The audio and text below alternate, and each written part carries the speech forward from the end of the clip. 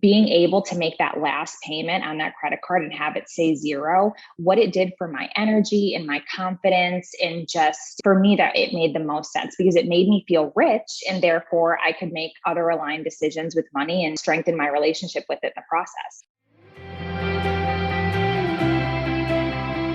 I'm Emily Williams, the founder of I Heart My Life and your I Heart My Life show host. I always say I'm just a girl from Ohio with really big dreams. And now I work from home running a dream business that helps you achieve your goals and create more joy in your life.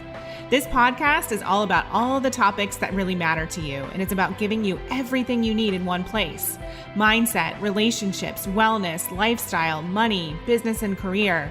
We have it all.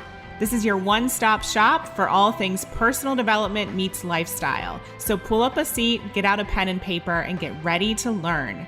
It's time to create a life that's better than your dreams with the I Heart My Life show. This is episode 246, How Rewriting Your Money Story Can Dramatically Change Your Life, with Francesca Holland. So I'm so excited for today's episode. We have a former I Heart My Life student on the line here sharing her story. And she actually messaged me behind the scenes on Instagram and shared everything that had transformed in her life because she did the money story work that we taught within one of our workshops. Now, she's somebody who's made a dramatic shift in a very short amount of time. And so I wanted to have her on just to share what's possible. And more importantly, to show you how to transform your life if you're in a place of lack or you want to create more abundance. Now, one of the main things that she talks about here today is taking personal responsibility for where you are currently. So I want you to take some notes. I want you to listen, and I want you to implement after this episode, because I know you're going to be inspired and you're going to get some amazing takeaways from Francesca and myself in this conversation. All right, so let's dive in. Welcome to the I Heart My Life show, Francesca. I'm super pumped to have you here today and to hear your full story. And as all of the listeners just heard, you actually reached out to share some of your big wins over the last few years. So I definitely want to cover that. And obviously for everyone listening, we want to break it down for you as well so that you can learn from both of us here today and create the same sort of results. So welcome, Francesca. Thank you so much for having me. I'm so excited to talk to you about this. This is one of my favorite subjects, so I'm excited. Same. Yeah. So take us back. It hasn't even been 2 years. I know you said 1.5 years since all of this kind of kicked off. So take us back to where you were at that point.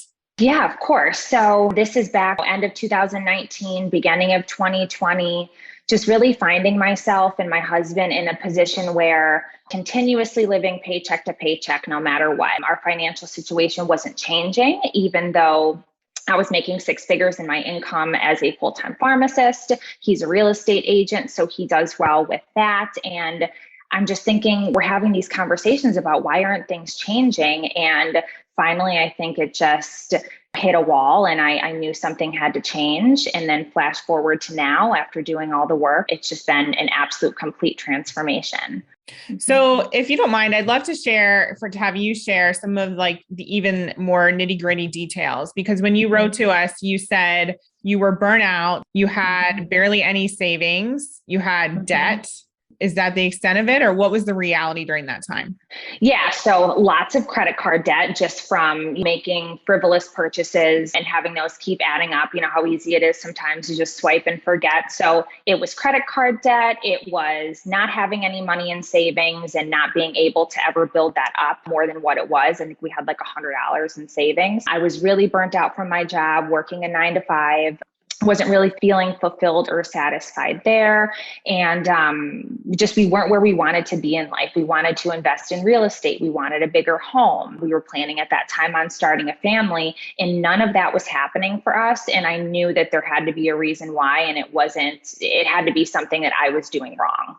Interesting. Okay. So how did you know that? Was it just an inner feeling or? Yeah. I mean, I had been a huge fan of anything related to personal development for a few years now. And so I knew, everything's about the mindset. And I guess I finally made that connection where I took 100% responsibility for where I was financially and only then was I able to say, okay, well, something needs to change within me. And I started with mindset and kind of worked from there. But I knew that was like the last step is, okay, well, nothing outside is changing until I change the way I'm handling things. Wow, that's so smart. Most people don't know that. I really think it's because, the work that I've done in personal development, that's what the continuous, theme that you hear over and over. It's that it's our mindset. So I figured it was worth a shot.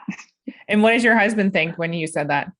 He is the biggest skeptic. I will tell you, I should say was. Yeah. He's amazing, but he was the biggest skeptic in terms of, oh, you can't just think your way into success, or you can't just change what you're telling yourself in to change your life. But I would say now he's a changed man. He definitely believes it. Yeah.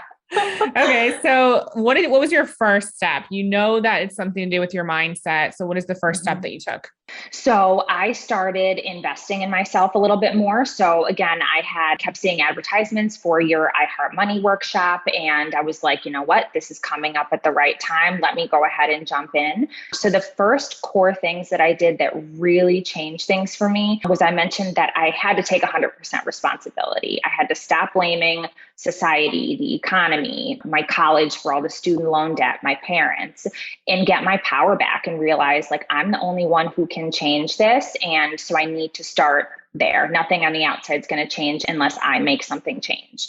And I think bouncing off of that, the next thing I had to do was dig really deep. And I know you've helped me do this for sure, into my money story. I don't think a lot of people don't know what that means, your money story, but I went back into the earliest stages of childhood that I can remember and started diving into what I've heard from my parents, my teachers, everybody around me. It just clicked. It made sense when my reality was a culmination of all of those things I had heard growing up. So I want to start with that first one, because that's so key, especially for those of us, I'm raising my hand, who go to blame when things aren't going well. If we go to blame, that means we can't actually make any change because we're not taking personal responsibility. So you're spot on when you say that's really the first step, is to own it, because when you own it, that means you can change it. And so that's huge. Secondly, the money story piece. I'm sure at this point, if you guys have been listening to me for a while, you know what that is. You can go back and find tons of episodes on it. But what did you do to go deeper with your thoughts on money and how you were raised to think about money? Was it journaling for you? Like, what really supported you? And then what did you discover? So journaling was a big one. So kind of every day I would sort of, and I had some prompts that I had looked up and stuff, and you provide a lot of those things as well, is asking myself those questions. What did I hear as a child growing up from my parents? What did I think about money? What were my initial reactions about money? How did that make me feel? And I really realized then that every decision I was making about money in my current reality was not only a direct correlation to what I had learned growing up, but everything was based on lack of abundance and fear. Fear was a huge part of that. So that clicked for me as well. Fear about what? Fear about not having enough, fear about spending money and then never, it being gone. Money I thought of it as a very limited resource where once it was gone, it wasn't coming back. And all my financial decisions were being made in that place of fear because it was ingrained in me that making money was hard. Rich people were greedy. It was really difficult to make money. And all those things just led to where I saw myself in the beginning of 2020. And so once you had that realization, a lot of people are glad to know this information, but then it's kind of like, what next? So what did you do next once you identified your money stories? So I had to do something to change it. And this is an ongoing process. This isn't something where you snap your fingers at and you're fixed. But I started telling myself a different story. I started asking myself, all these other people are making money and they're very successful financially. Why not me? And that's one thing that I know you say in a lot of your book and your everything, saying, why not me? So I think I started just talking to myself differently. I didn't use the word debt anymore. I didn't say things to myself like, that's too expensive. Instead, I tried to use those things as an opportunity for me to figure out, how can I afford this? What can I make work? And I think that really just rewiring our subconscious is so crucial to our success and to making those transformations. So it was just trying to rewrite that story, really telling myself the opposite of what I had thought for so many years. Yeah, I love that. And for you, did that look like affirmations? Did it look like alarms on your phone? What were the tangibles around that? So alarms on my phone. I had 3 alarms set at different times of the day. Also, too, the iPhone had come out with, I forget what they're called now, but you can put like little notes on your, the home screen of your phone. And it was like, I have more than enough, abundance is flowing to me, things like that. Affirmations were huge for me. In the morning, I would have a bunch of money affirmations, I would say. I actually really like the ones that came from T. Harv Eker's book, The Secrets of a Millionaire Mind, which was one of your recommendations. Those were great. So yeah, it was those constant reminders. I had printed out a check.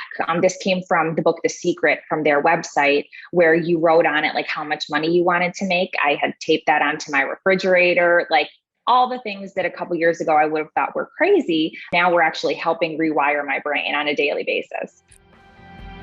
Are you looking to transform your relationship with money? Do you want to make more money? Do you want to increase your sales or maybe support your team in making more sales? If so, keep listening. I want to introduce you to my iHeart Money course that's available just for you.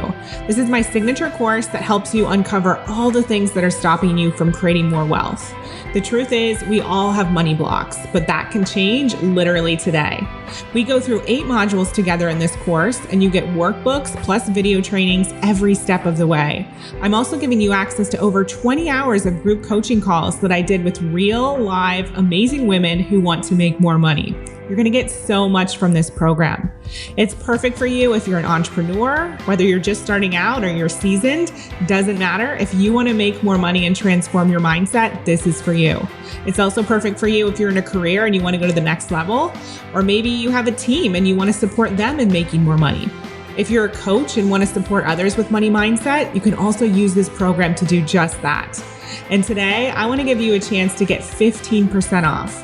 When you go to iHeartMoneyCourse.com, you can use the promo code podcast to save 15%. I truly believe that you are destined to live an abundant life, and I want to make sure that you're able to create as much wealth as you desire, because that's the only way you're going to be able to impact the world and step fully into your purpose, and of course, have all of the opportunities that you desire. You deserve to live a life of abundance. You deserve to be fully satisfied. You deserve to be fulfilled, and that is what iHeart Money is all about. So go to iHeartMoneyCourse.com and use the promo code podcast to save 15% today. I remember, I still do a lot of that stuff, but in the very beginning, having Post-it notes everywhere, and James still laughs at that story and just seeing it all over the apartment. What did your husband think about all of that? Oh, so at the time we had a combined office, and I had Post-it notes hanging on the wall, and he would just roll his eyes and kind of bust me about it. Cause I think it was just a bunch of mindset money things. And he probably thought I was crazy, but now he could see like it must have done something. Yeah. I asked that question because I know there's a lot of people who do this work and their spouse maybe isn't doing the same level of work. And so there can be some eye rolling or, people questioning what it is that you're doing, but you just have to keep moving forward in what you know is helping you. For sure. And I saw people that I look up to doing it, and I figured, why reinvent the wheel? If it's working for them, it's certainly worth a shot.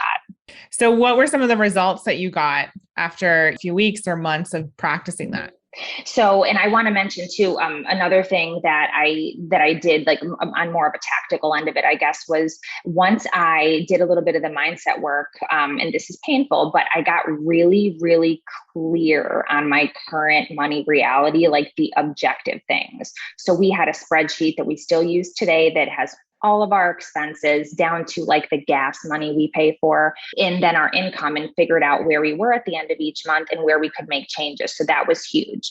That's so huge. I'm glad that you shared that, because so often when we do have money blocks or we feel ashamed for our current money situation, we don't want to look at our financials, but that is not an empowering place to be. You have to have an awareness of what's going on in order to make a transformation. And I know that you know this, but in our iHeart Money program, we specifically ask people to write out, like you said, every single thing that you're spending money on. And I also recommend that you write out everything you desire, because we want to understand like what purpose for the money you actually have, the collective. Our life isn't just about paying bills and that's it. We want to be able to throw in those things that we actually, or that we really do want to create the revenue for as well. Mm-hmm, absolutely. And that's actually a perfect lead on to kind of the results that we got, because one of the things we did after we figured out our current reality we were able to kind of cut out some of the fat, like some of the things that subscriptions that I never even knew when I signed up for that we can just get rid of. But we made a plan. We said, okay, the first thing we want to do is we want to have enough money to be able to invest in real estate. And then that became our why, because money loves a purpose. So we gave the money a purpose. And I swear to you, and it's so strange because, COVID hit during that time, right? Like February, March of 2020, and real estate for a period of time, like my husband wasn't even able to work for like 8 weeks. But despite that, our bank account just kept growing and growing. Like sales were coming in for him, left and right. Money, I swear, showed up that we had totally forgotten about, like insurance deductions and things like that just came to us. After giving that money a purpose and believing that it was possible for us, things just started lining up. And all of a sudden we were opening separate bank accounts just for like travel money. We were able to purchase an investment property all in cash. It was crazy how it changed. Wow. So you started doing this work in January or so of that year. When did you purchase the investment property? So the funny thing is that it was on our goal list. We made our goals the end of every year. So December 2019, we said sometime in 2020, we want to invest. The property, again, it just aligned. It sort of fell into our hands. It was going to be something where we were going to represent them in the sale of the house, but instead we offered to buy it. And we closed on it. I think it was December 14th of 2020. So we just made it. Wow. That's incredible. Yeah, it was great. What other results have you seen? Oh my goodness. So we ended up, one thing we did is I had mentioned opening different bank accounts. We didn't just open one for like fun money, we call it. We opened a business account where, a certain amount of both of our checks would go into that business account that would just be for advertising for real estate purposes. We had a savings account that we knew we were using for investing in the property that we purchased. We had a certain percentage of our checks go towards debt or expenses, as I said. So once we started like paying ourselves first, so to speak, and learning how to live without that money, because it was automatically being funneled into different accounts, that's when I started really hitting those credit cards. I think it was like 15,000 or so that we ended up paying off. And we didn't necessarily miss the money because it had a purpose before I even got it. So just learning how to pay ourselves first and live without that money and really look at the bank account every day, be grateful for what we have and all of those things. It just became like second nature to all of a sudden we had all this money in these different accounts. It sounds so obvious, like we need to track our money and plan for where we want our money to go. But so many of us aren't taught to do that. Mm-hmm. And it's like, you don't even want to look at your money. You don't know how to handle the relationship with it because it's so toxic. And so I feel like part of what you did is you started to not only create an awareness, but you just built a new relationship with money and you had a different level of respect, because oftentimes people think, oh, well, if you're an abundant mindset, then just pay for the membership, even if you're not using it or whatever it is.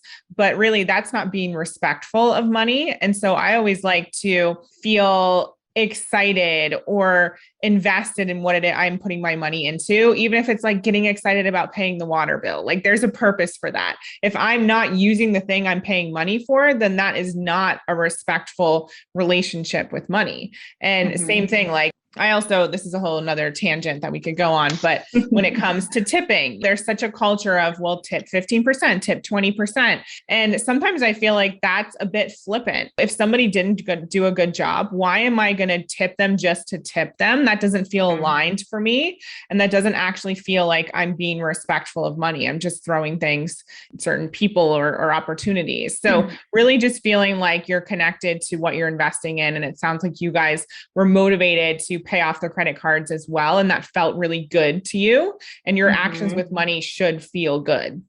100%. And I love that you mentioned that, because you talk a lot about in your I Heart Money workshop that I attended about developing a relationship with money. And you've mentioned that a couple of times. People don't think about money as something that you have a relationship with, but you have to be grateful. You have to give attention to your money by paying attention to the ins and outs. And even something like tipping, like you mentioned, I think that what you said is perfect, because then you can feel really good and grateful to giving that nice tip to the person who provided so much value to you for that meal, and it's aligned and it feels great. And that's how we should be making every financial decision, from that type of mindset of lack or fear. Yeah.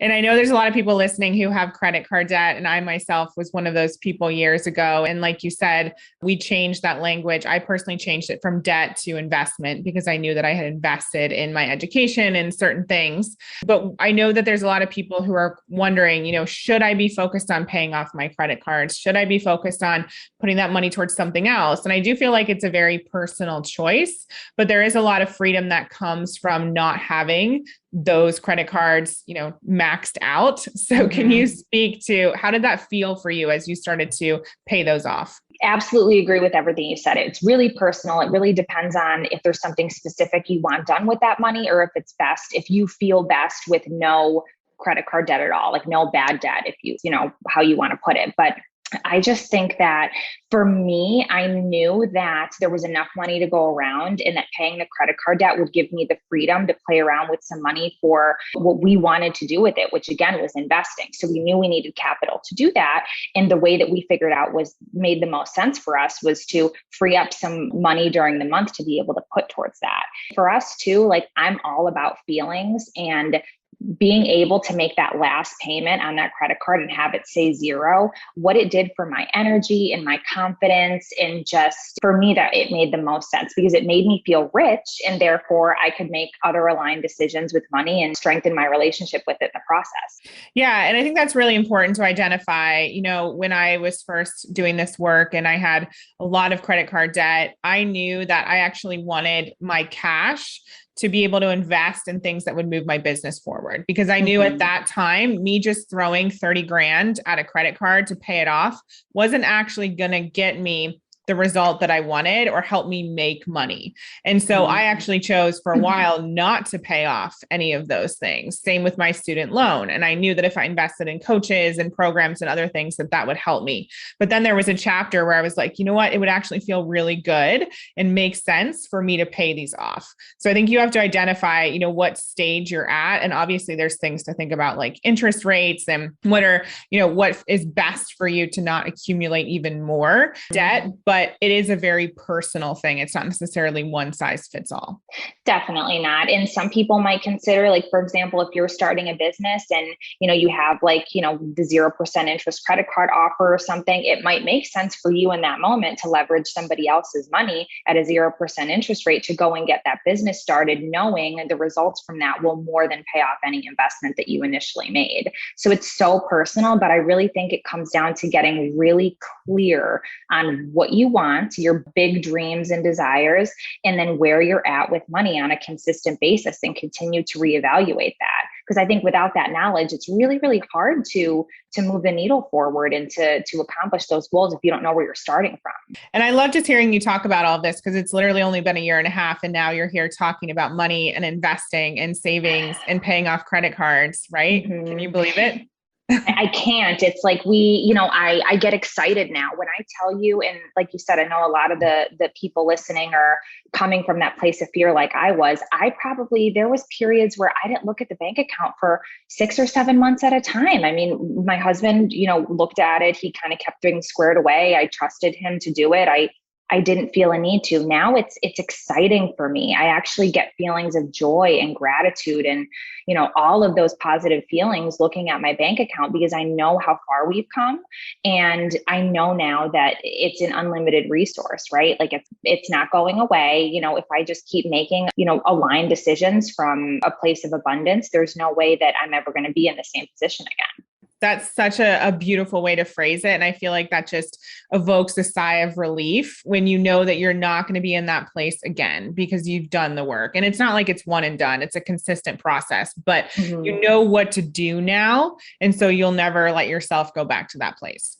No, definitely not. And I want to make it really crystal clear too, for the people that are listening, nothing on we didn't win the lottery, right? Nobody just handed us an envelope and said, here, I'm feeling generous, and gave us all this money. It really started with the inner stuff and getting really, really uncomfortable sometimes with where we were and in the change that we were making. But it all starts from within. And if we could do it, anyone can do it. There's no doubt, because I still have, my schooling costs hundreds of thousands of dollars. We still pay that, but it's possible. If you're willing to do the work, it's possible.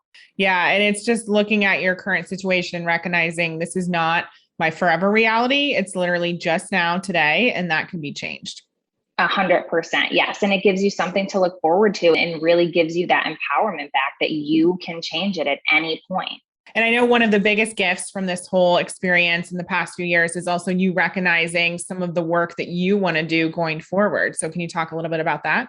Yes, absolutely. I just feel, now that I've grown a ton in the past year and a half, I've really learned to trust my gut. And I have this fire in me, this passion to help other women, specifically moms, because now that's what I relate to in my everyday life the most, that you can have it all. I don't know who created this thought that it's one or the other. You can be a mom or you could be a business owner, or you could be a mom or have a career that you love. You can have it all with simple tools and techniques and implementation of those things. I just want to show everybody that it's possible, not only financially, but with any goal that you want, right? It's really possible because other people have done it. Yeah. Amazing. Mm-hmm. So going through all those challenges and everything that you experienced just a short while ago has led you to this place and helped you discover a new purpose and a new vision for yourself. Yeah, it's even led me to moving. It's going with my gut and really knowing what I want and not settling or tolerating, mediocrity has led me to pick up my entire family. My parents even came with us and move from Pennsylvania to Florida and completely start a new life. I can, in no bone in my body at this point, would ever think that I was settling. I'm living a dream life, and it's only going to go up from here. Amazing. Thank you for sharing all this. I'm so grateful. And like I said to you before we jumped on, you're one of the reasons why we do what we do, and hearing these real life success stories of incredible women doing big things and following their heart is really what I live for. So thank you so much for being here. No, thank you. I'm eternally grateful. I hope we can talk again someday. Thank you. I hope you enjoyed this episode of the I Heart My Life show. Now do us a favor and tell people about this episode. It's truly our duty to make sure that the I Heart My Life movement is spread far and wide. The truth is, life can be challenging, but it is possible for all women to love themselves and their lives.